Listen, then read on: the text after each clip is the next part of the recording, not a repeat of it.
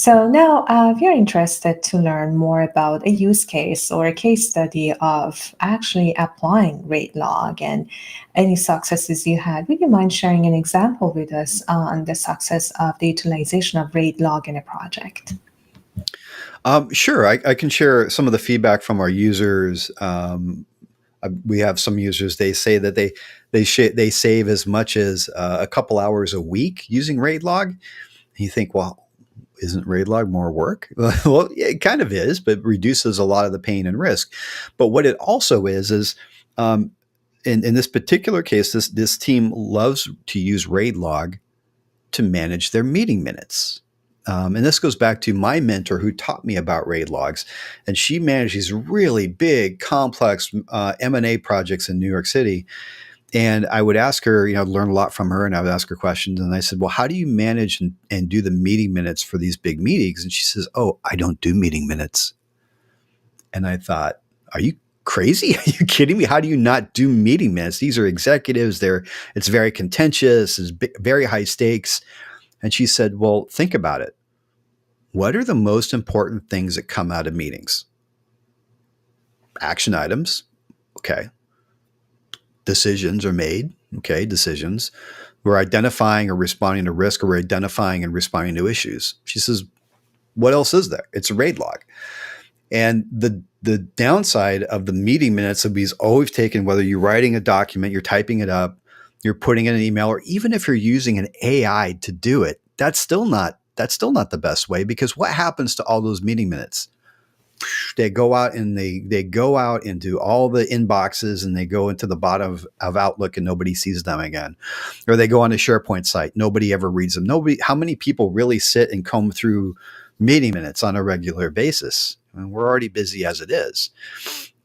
And so if that's where all your action items and decisions are, when somebody, how do you act on those? They're everywhere. They're not in the central store where you can track and manage your response to all these. So by using RAIDLog to collect the outcomes of your meetings, you're making all of them action oriented. You're keeping them. You're not losing them in the depths of Outlook.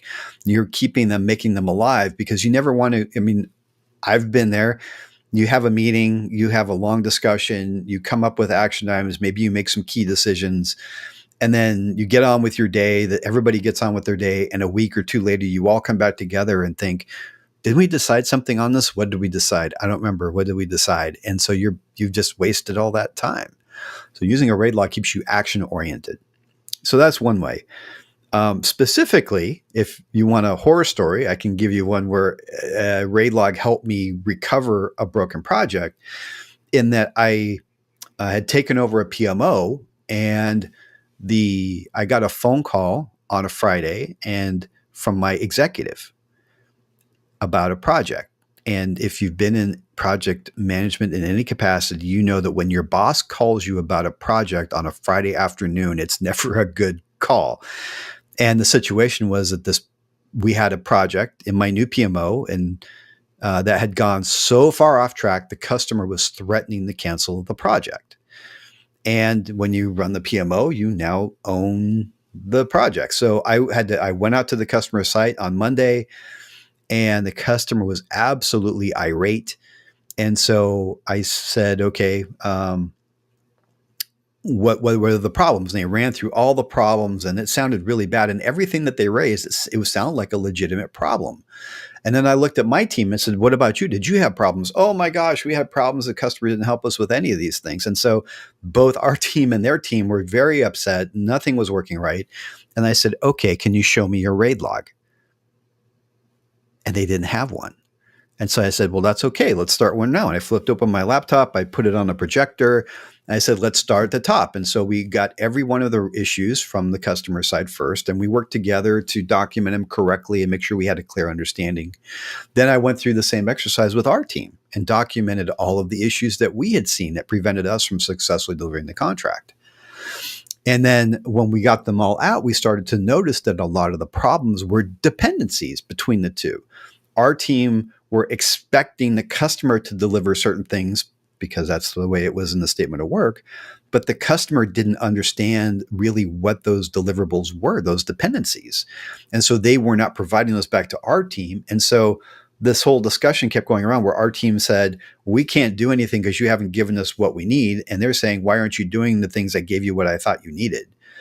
And so through this discussion, we flipped open to a new tab and created the dependencies tab, identified all of the dependencies. And what was great about this is that rather than the conflict between our team and their team, through this first day on site, we all found that we were able to externalize our conflict into the RAID log, into items that we can work together to respond to.